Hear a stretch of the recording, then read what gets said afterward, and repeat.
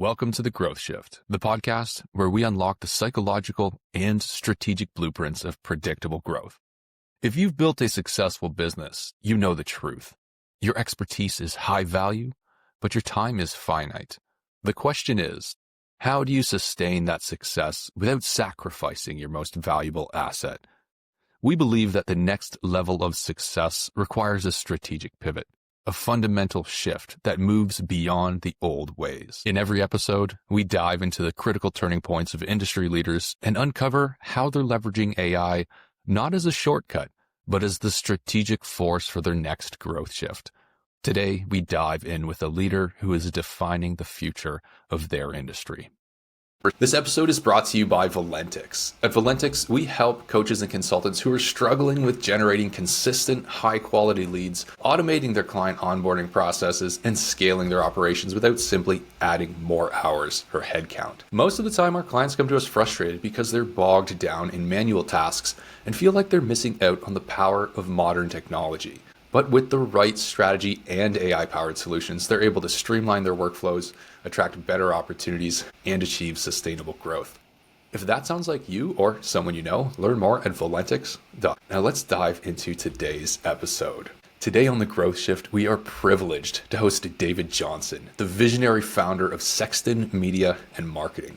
David's career is a fascinating blend of anthropology, technology, and strategic marketing. Having led a major media company through the dot-com disruption, served as a professor at American University, and now works as an anthro-technologist and fractional executive. With a background spanning underwater archaeology, ethno-linguistics, and a deep understanding of human communication, David's superpower is figure-out ability, applying 120,000 years of human evolutionary adaptation to solve today's complex business problems.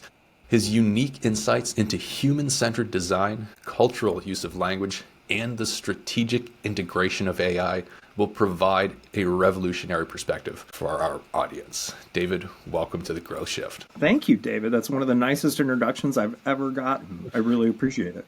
I've heard that before, and I've said it before, and I'll say it again. You've done all the work, my friend. We're here to share your story. I'm just speaking it. Now, your professional journey is extraordinarily diverse, spanning from underwater archaeology and ethno-linguistics to leading a major media company through the dot-com disruption, now serving as a fractional executive. Could you share with us how your deep academic background in anthropology and communication ultimately became this figure-out ability superpower, shaping your unique approach to solving complex marketing and business problems? It's a challenge, right? It's a challenge to tell the story succinctly and quickly, right? And it's interesting because I have conversations all the time. What do you do? And we'll just start because we're in this AI age, right?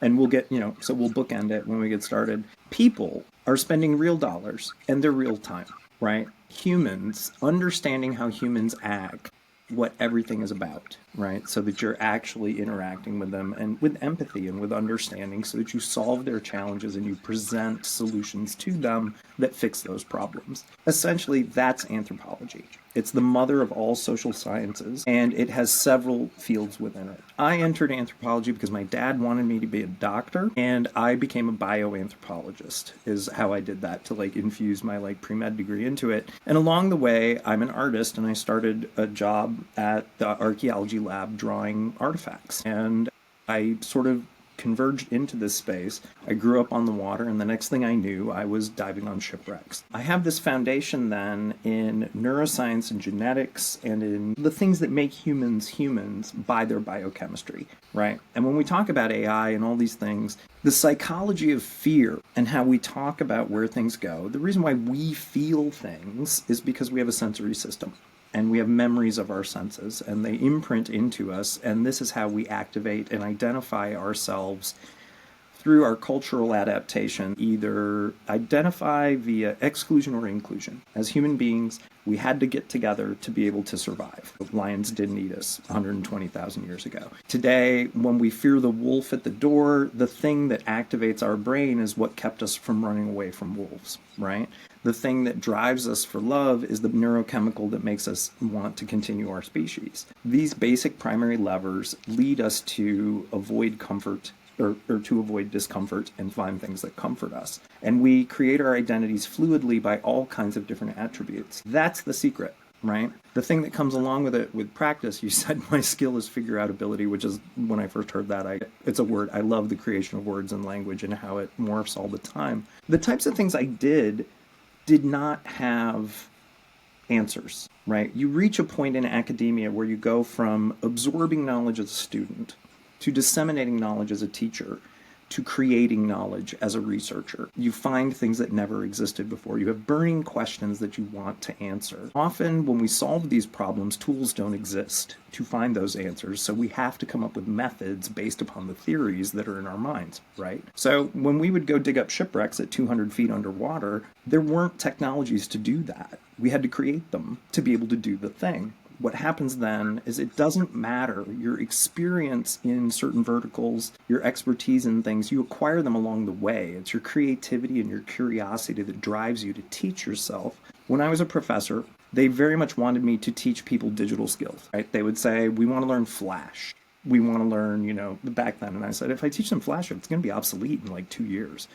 Instead, what we need to teach is the methodology, the theory behind telling stories, and then we teach the ability to teach ourselves so that we can answer the questions that come along. We can acquire the new technology that keeps appearing for us, right? And that's why the dot-com disruption was not a big deal, right? We had disruptions like typewriters. We had disruptions like the wheel. We had disruptions like antibiotics. We have all kinds of disruptions that appear all the time, these acts of creative destruction that change society because we keep figuring out new ways to do things to make ourselves more comfortable, right? Here comes AI. It's the same thing. And we watch the same business fears playing out where legacy businesses are like, oh my God, everything is there. It's game over. It's like we get this all the time now, right? And if you don't rush into it, you're going to lose your job. Your whole sector is going to go away. In marketing, we hear it every day. If you go on LinkedIn, every day someone is peddling fear, take my course or else you're going to get fired, do whatever, blah, right? You know what? It's not going to change. The great spiritual journey is the great business journey, right? It's the one thing you can count on is normal is that everything changes, right? Nothing stays the same ever. So get on the wave, get in the pocket, start going. And that's how you just keep going. I often say, this morning I was talking to somebody who was looking for like a B2B SaaS marketer, right? And I said, yeah, you go looking for a B2B SaaS marketer. I read all of the cut and pasted job descriptions. So we need a B2B SaaS marketer with 15 years of experience scaling a company from like 0 to 150 million ARR and all this stuff. And I say to the person, that's great. All of those people are now venture capitalists. There were only about 10 of them. They all exited.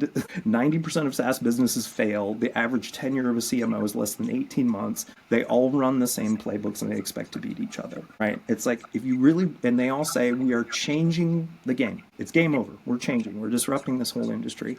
When it comes to marketing, if you want to disrupt something, you need to disrupt the way you market as well.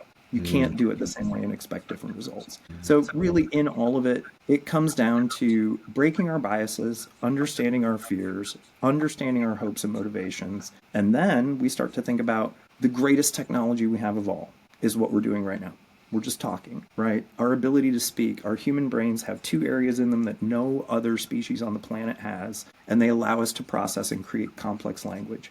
And along the way, we use this thing, our opposable thumb, to write it down. That's how we do it, right? Everything else from then on is just using a different tool to do that exact same thing. And we do it to connect with each other and exchange value. If you just keep it that simple, you're always going to win. Love it. I love it. David, you started in anthropology and in archaeology, right? Pursuing the doctorate, you got it. But that was a starting point. When most people think of archaeology and anthropology, they think about the past, right? You spend a lot of time looking at, learning from. Of course, anthropology applies to the present as well, and perhaps to, situations thinking about the future. How the heck did you make the leap to marketing from anthropology and archaeology? Yeah, it's really good. It was really practical, actually. So when I was digging up a shipwreck and writing a thesis when I was in Florida when a newspaper came along and said, we need to get a website. And I'm like, I know how to build a website, sure. And so I just ended up in this job. Knew nothing about anything, right? I went to the library and checked out 12 books on like journalism and then went to work on Monday and then we blew it all up and reinvented. And we just kept trying things. And it's because we could say, Look, this is a lean forward medium. Those words started coming out later, right? It's not lean back and read, it's lean forward and interact. There are different ways to tell stories that are nonlinear. There's different ways to present information. Let's start going after that. Let's start thinking differently. All of that ended up, we created a whole bunch of stuff. People really don't give journalism a lot of credit from those days. It was really a Wild West. Everybody today uses Django, right? It's like one of the fundamental technologies that powers like all digital things. Django was created at a newspaper in Lawrence, Kansas as a content management system by Adrian Holovati, who now just plays guitar. I play guitar too. We were great friends.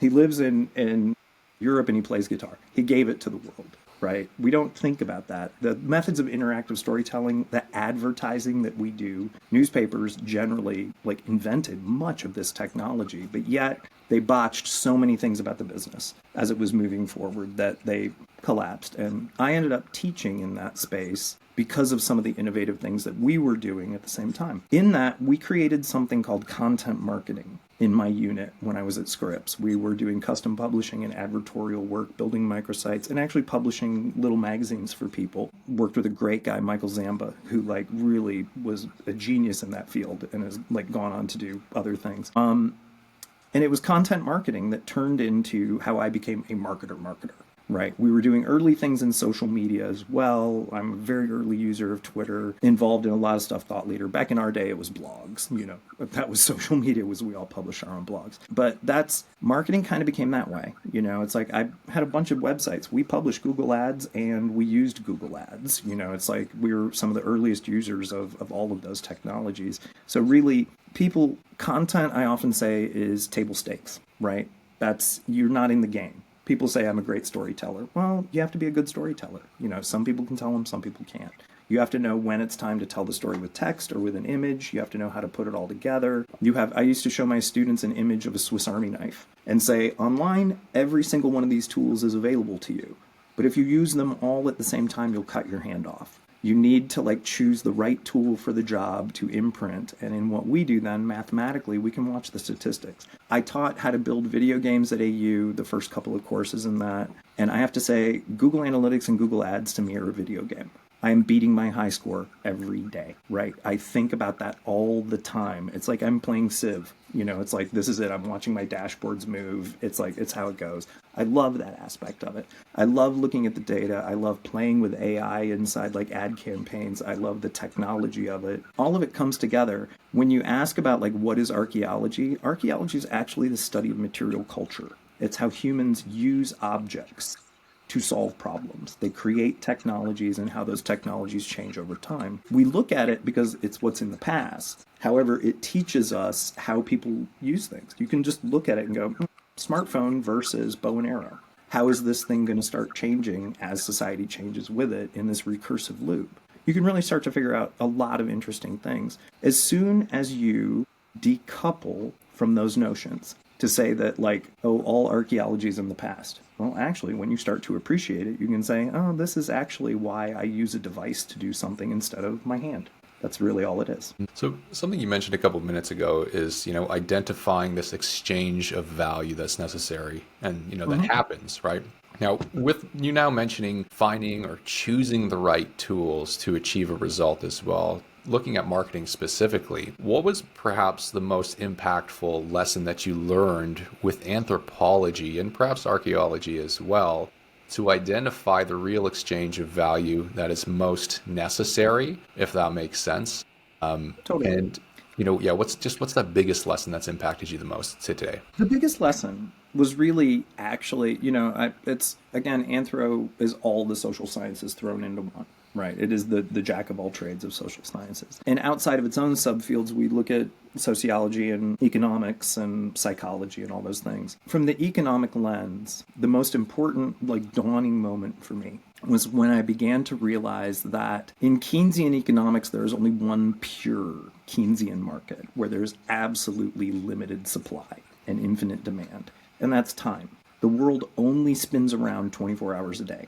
Your brain is neurologically limited. I don't care if you say you can multitask and juggle all those things. That's fantastic that you have ADD and are fast switching. I'm neurodiverse myself. It's a superpower. I love it. Still, our eyes process visual information at a certain rate. Our neurons are moving around all the time. When you understand how your brain's chemistry is working, you know that you can only go so far.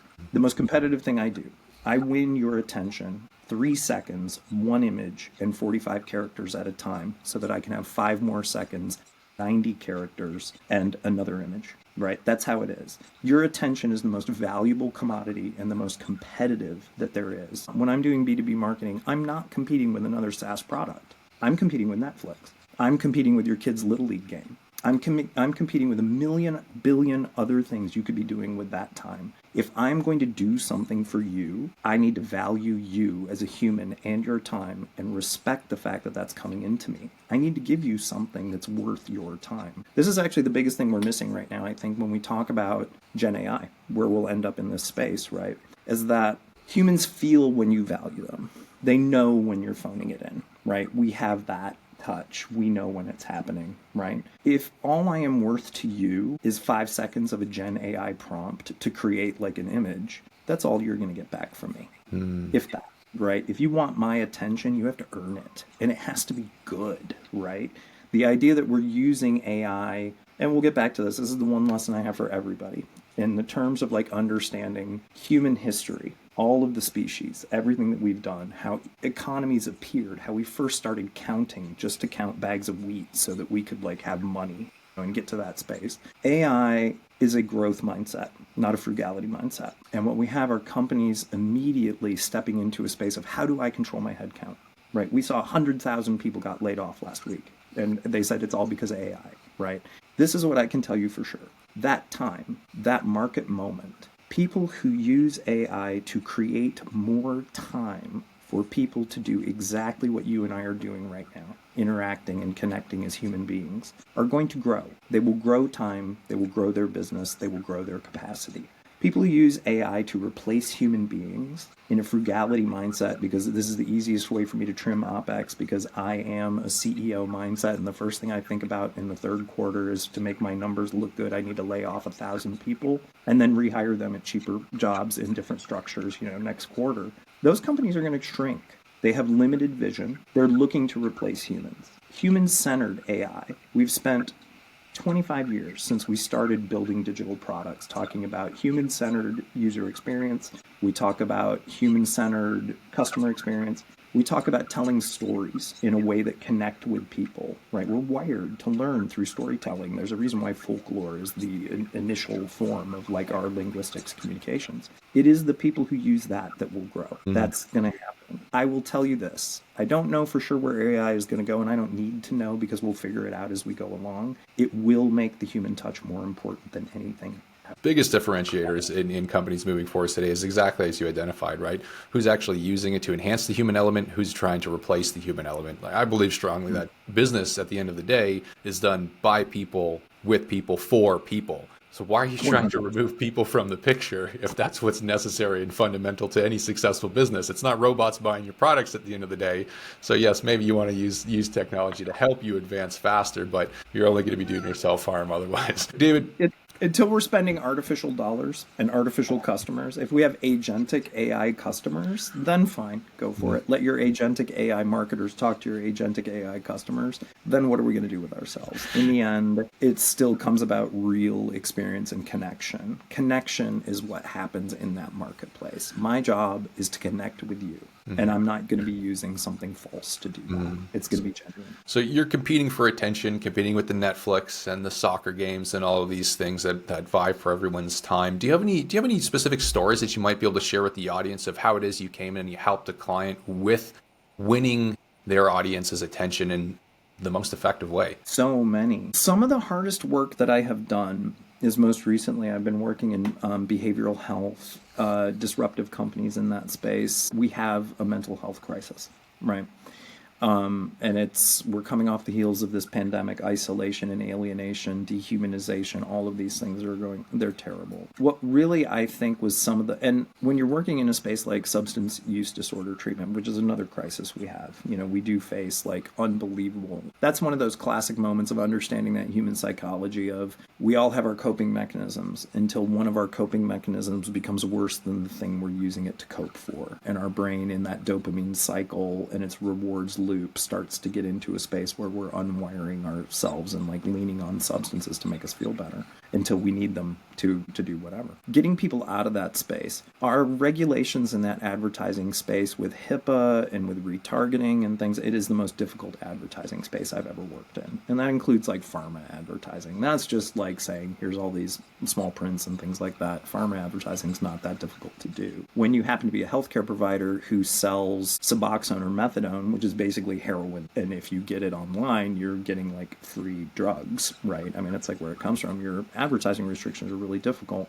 You're also reaching people who are in an active state of denial, trying to say, I'm okay with what I'm doing because all the people around me are doing this. Of course, all the people around you are also addicts, so you've alienated all these other people. It turned into the most challenging psychographic and psychological work I've ever done, right? And to really try and get people to like resonate with those stories. It's where the human connection was critical. And I worked with some very smart people at a company called Affect Therapeutics. They're doing amazing things, right? And their marketing team, we worked together. We created unbelievably interesting segmented marketing automation flows that kept people engaged and A/B testing them to figure out like which were working. They started diverging into different psychographic types, all that kind of stuff. And it was all about enabling people to get on the phone with another human being who could connect with them. And sometimes that point of contact started through text message because people were avoidant of other human contact. Sometimes it came through an email channel. Sometimes it came other ways. The other thing we did in that space, we got really lucky to work with Google's accelerated growth team early on. And AI, we talk about AI now like Gemini and like ChatGPT. Yeah. Google gave you Gemini.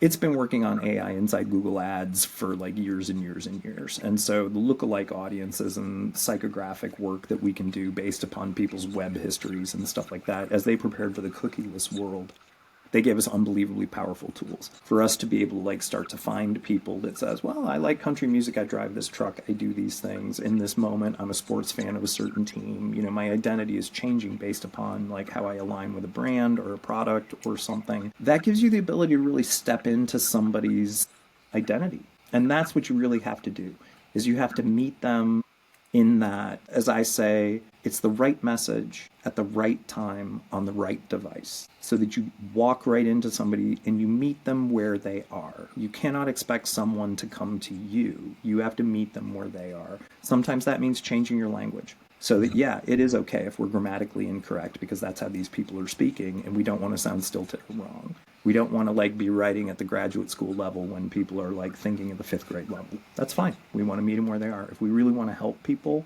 marketing stops being a job and then it starts becoming a service when you're doing that kind of work.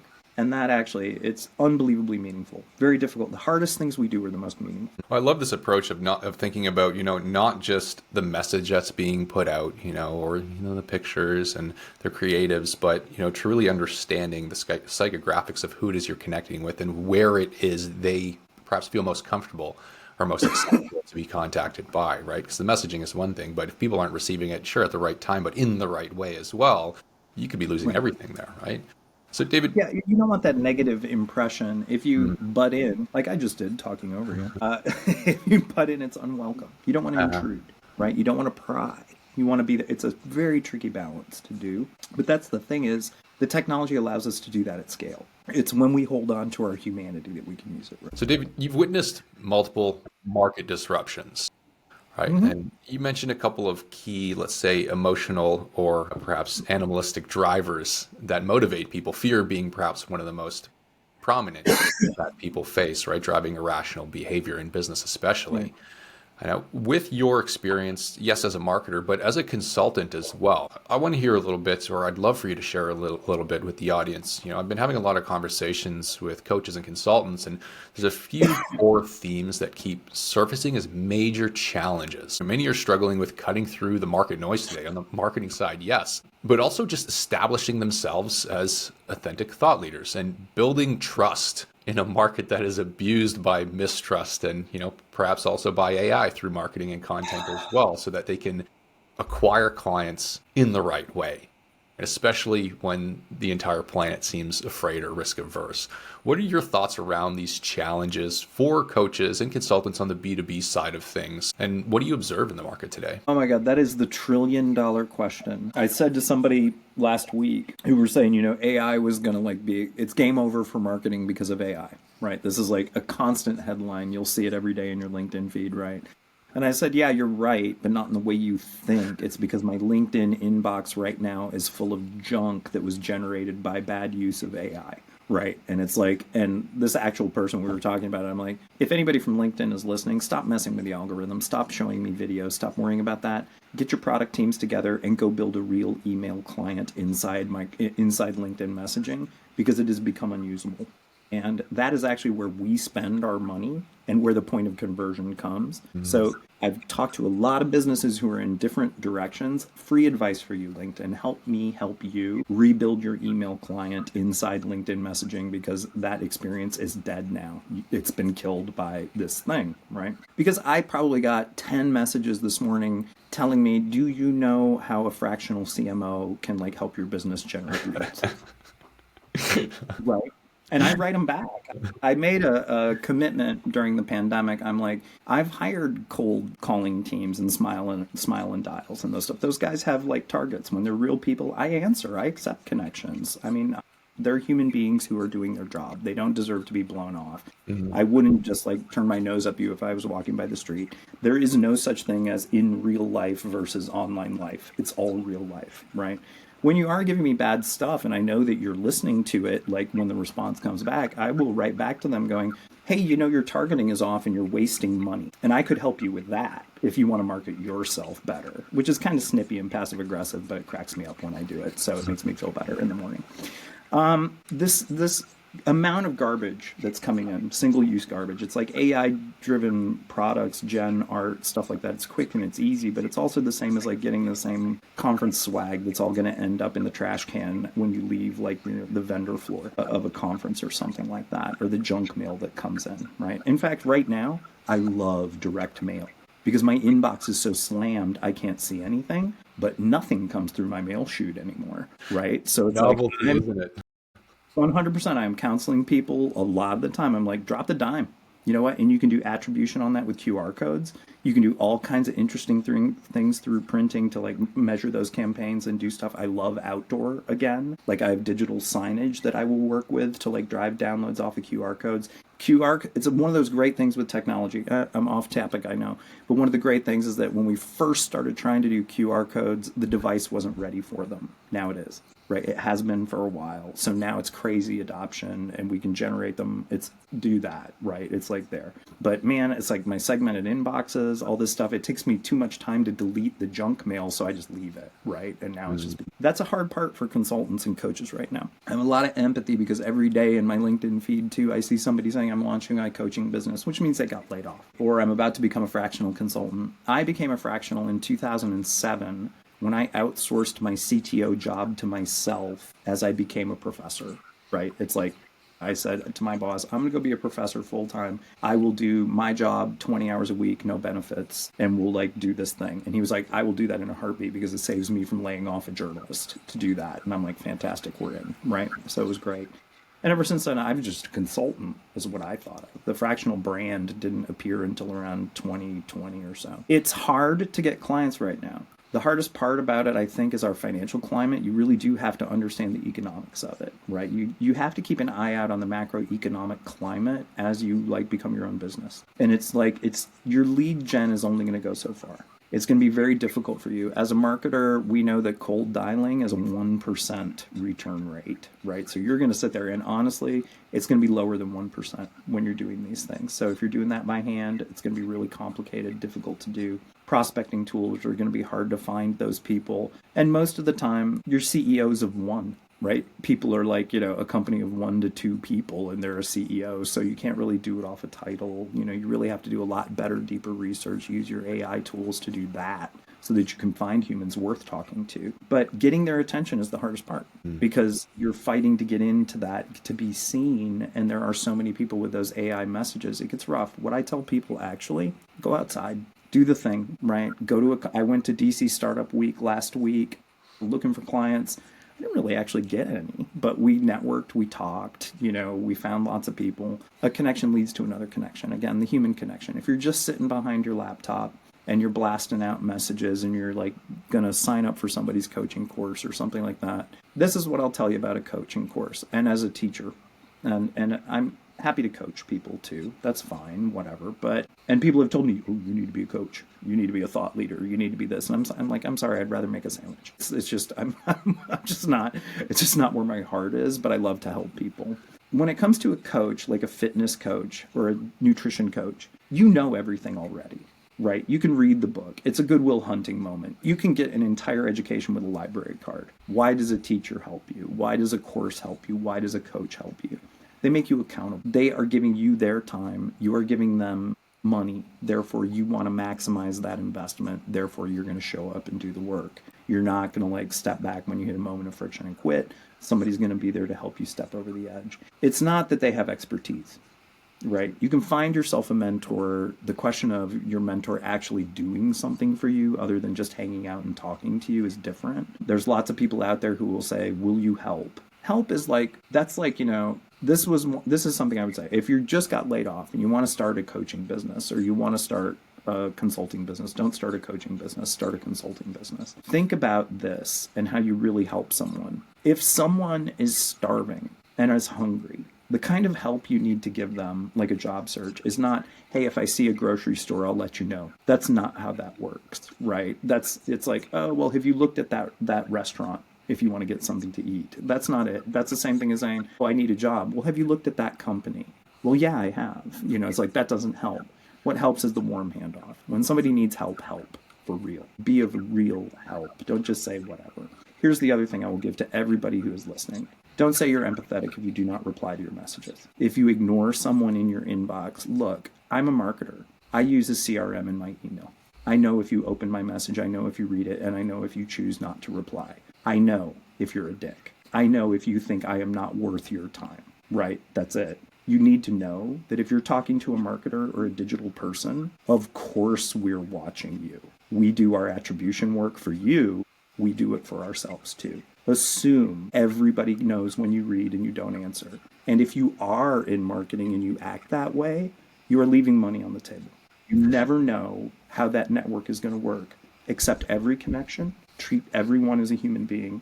And if someone asks for help, do not ignore them. It's focusing on the human, right? The connection, the relationships. And I think this gives a lot of coaches and consultants specifically hope, right? Because right now things are challenging. It's difficult to stand out. It's difficult to be noticed. It's difficult to build trust. But something that's super valuable that I love you added there is, where everyone else is going right, go left, right? Go back to direct mail, to, drop in an envelope or a flyer through somebody's door, right? Go meet people in person. Everyone's trying to save time by leveraging AI. And yes, it can be useful and advantageous, but, you're a small fish in a big pond, right? Why not make yourself a big fish in a small pond and focus on what's necessary, especially important to coaches, is those relationships. You are one yes away from a totally different life. That's the thing. Right? You are just one decision away all the time from a completely different life. So it really doesn't matter. You're spraying and praying. Boy, we could have a totally fun conversation because dating apps fascinate me, right? I've advertised in dating apps and I got like really deep into those thoughts. Job sites amaze me, right? Places where we we're looking for our life partner or we're looking for our complete career sustenance and salary, right? And it's like those spots are two of the places where humanity is the most broken, right? Where we are commoditizing ourselves. We're not humans anymore. We're fungible commodities. And you look at the statistics of how people swipe and how people respond. When you're out there, if you're a consultant, you're also probably applying for jobs. You should be all the time looking for something like that. A network space is going to move. Could be that your fractional gig turns into a full-time job. Maybe not. I don't know. It's going to be like how that goes for you. But again, another person who I spoke to, I'm like, here we are with AI. AI is now still working off of Monster.com's original information architecture from 1996, right? The system is originally designed to find people who could write HTML. That's all it was, right? When the .com world began, nobody knew how to write HTML or JavaScript. So what it is it's hard skill computer language focused. It does not find things like teachability, like my ability to teach myself is not found, right? And while we're out there performing on LinkedIn to become a thought leader and sharing Richard Branson memes about like hire the crazy ones or Steve Jobs stuff or things like that, right?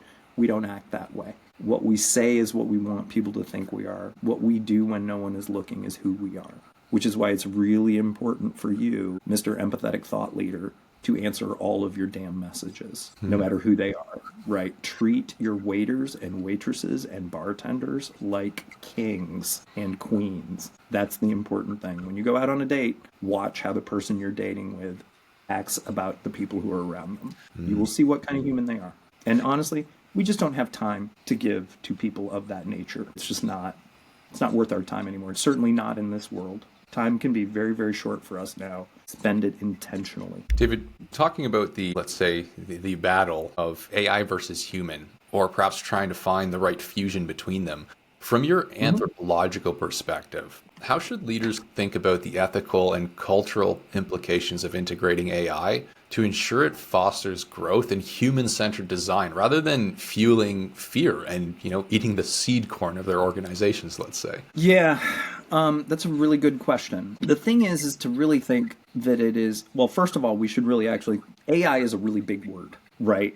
Most people, when you say AI, they think about ChatGPT and nothing else, right? And the thing is that AI is a raw material and a power tool to build other tools, right? And when we look at things like I was just talking about with Gemini out in like one space, but then Google's using its own AI inside its own products in the hardcore way, right? There, it's a raw material out of which we can build steel girders to build skyscrapers instead of brick buildings, like, how Manhattan grows from being like brick mid-rises that can only go so high because structurally that's as far as you can go, to all of a sudden we're in mountains of glass and steel, right? And then what do we have the ability to do? Put more people into them, right? So it's like we're using the technology to benefit people writ large. And as we help others, they will help us in that exchange of value, right? So we always get back what we put in. And if we put out a lot, we'll get it back tenfold, right? So for the leaders who are thinking about like, how does that AI fit into that space? Start to think about it that way. And really, when we start to think about what is ChatGPT, ChatGPT is an erector set. It's not steel girders, right? Here's a great example. In Photoshop, AI is amazing now at removing the background of a photograph, right? You can get somebody out of the back of a photograph fantastically, and do the doctoring and stuff like that. Wonderful. That used to take forever to do with a magic lasso, and like the little tool, and you'd be sitting there and it still looked like crap when you put it out in the magazine like 10 years ago. However, if you'd use the gen prompt and say, put a person in the background, it looks awful, right? It can't create, but it can help you do tasks that get you time back now so that you can do more creative work to create that bandwidth in that space. Like, let's not think about derivative work as being, as being, creative. So keep those kinds of things in mind, where all of a sudden now I have the ability to really do. The other thing that's really difficult about a lot of those tools is that this rule that we've always said is that 90% of the work goes into the last 1% of something. That's the difference between good and great and exceptional. So when you're sitting there and on your fourth prompt, it's like giving you worse images as you go, as you're asking it to refine. Understand that, okay, great, take that thing, pull it into another tool, use that, and then start to iterate on it somewhere else, right? Find out where it fits in your workflow. Also, just relax. You don't have to panic about this thing. right? It's every day you're going to be hammered with, take this course in 28 days. I see this one on Instagram all the time. The 28-day challenge for people over 50 to not like lose their deal. Fantastic ad. Great, right? I'm sure tons of people are clicking on it. I'm sure tons of people are popping into that coach, those free deals, whatever. Don't worry about it.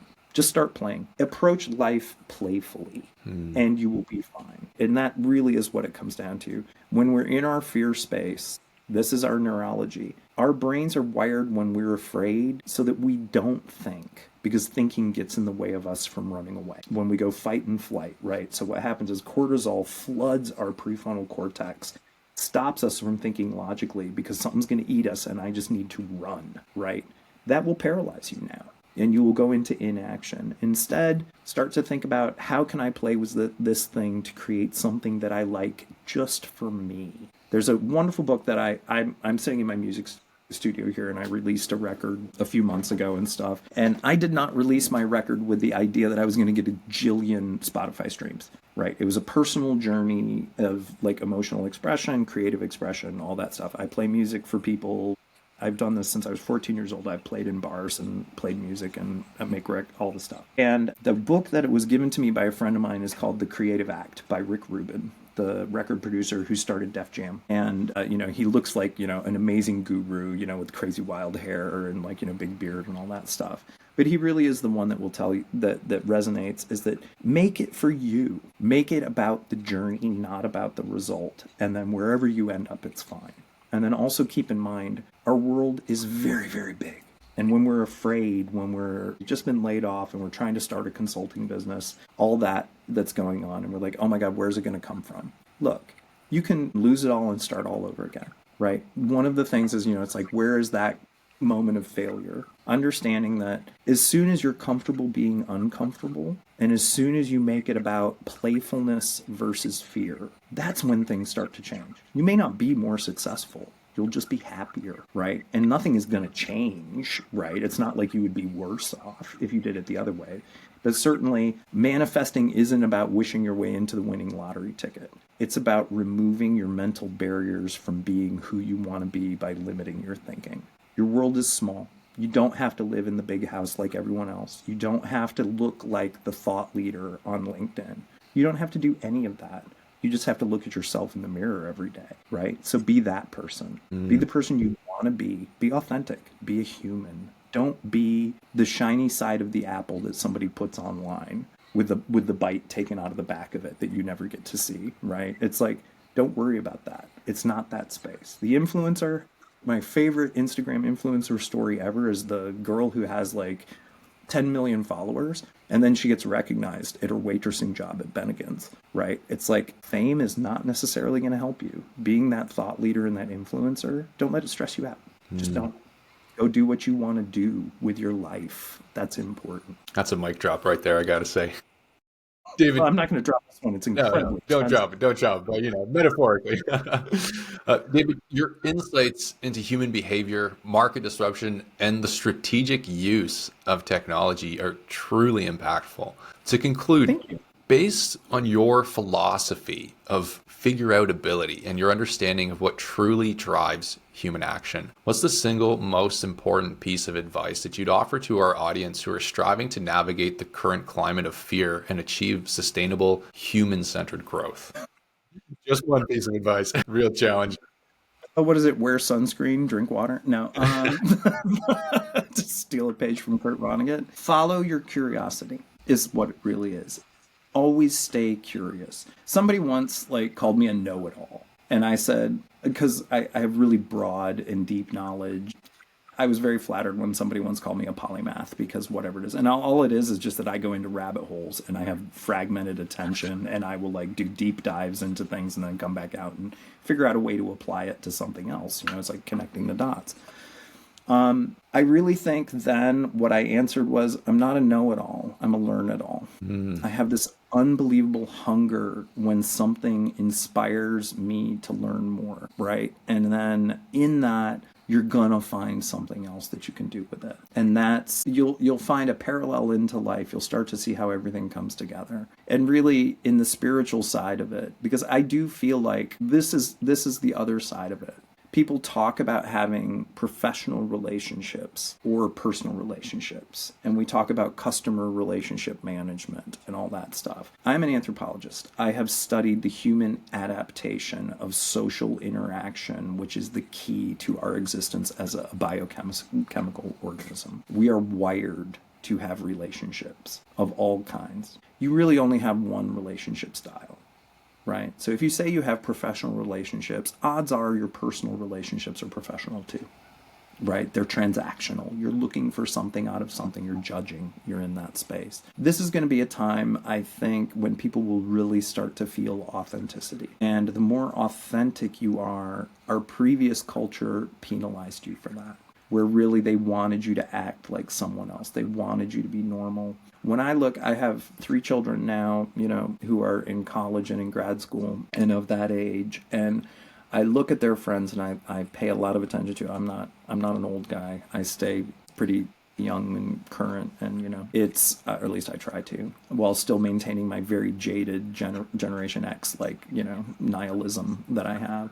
But I have great hope that there's going to be an amazing amount of differentiation, and we're going to stop seeing things linearly. This is a mind blower in terms of a perspective shift, right? It's like when we think about things on a spectrum, right? We really just think about it as here's red to green and the different colors in between it, right? Start to think about it instead as the colored wheel when you're inside Photoshop or Figma or Canva, right?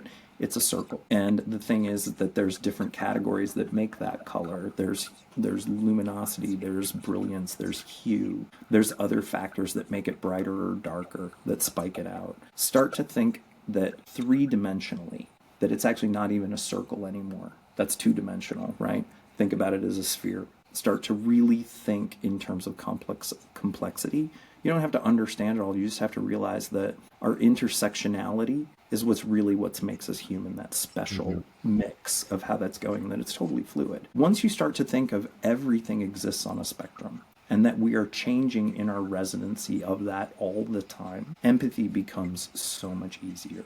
We understand that what's the difference between being like a covert narcissist, a psychopath, and somebody who just has a healthy self-image? At sometimes, it's like whatever's outside of us, is going to make us a little crazy.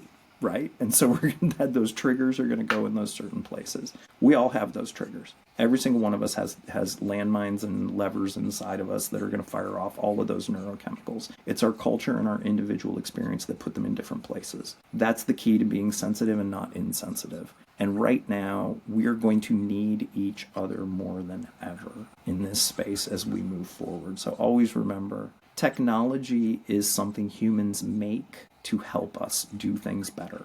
They are not something we make to replace us, and we never have. David, thank you so much for sharing your insights, your lessons, your story, and your broad perspectives with the audience on the show today. For anyone who is curious to learn more about what you're doing, leaning into that curiosity that you recommend and you advise, or perhaps they're seeking out a fractional CMO and you're very appealing to them now, what would be the best way to find you online? I'm on LinkedIn, but the problem is I have the second most common name in the United States, David Johnson and John Smith. We go that way. The name of my company is Sextant Media and Marketing because I'm a sailor and that's what I did. And I help people navigate their way through difficult times and different changes and stuff like that. A good marketer is a navigator. We take you to the place where the fish are, we get you there, and we get you back, right? So it's very hard for you to steer your business without someone who's got their eyes on the stars. And that's what we do, right? So you can look for me as David Andrew Johnson. You can find me through Sextant Media on LinkedIn. I do not maintain a website. I'm all there, right? I make websites for other people. Making it for myself, I'd rather make a sandwich. It's just the way it goes. Thanks again for joining us on the Growth Shift today. Thank you, David. I really appreciate you giving me an opportunity to just talk and have a great time with you. And thanks for listening. I appreciate it. Another powerful conversation on the Growth Shift. If you, like our guests, are ready to turn your expertise into a predictable, scalable growth engine, one that eliminates the grind of prospecting and enhances your high-value relationships, then it's time to connect with Valentix. We are not a marketing agency. We are your strategic growth partner, building intelligent systems that ensure your client acquisition is predictable, not dependent on chance. To see how our AI-powered frameworks can free up your time and fill your calendar with decision makers, visit valentix.io. Thank you for joining us on The Growth Shift. We'll see you next time.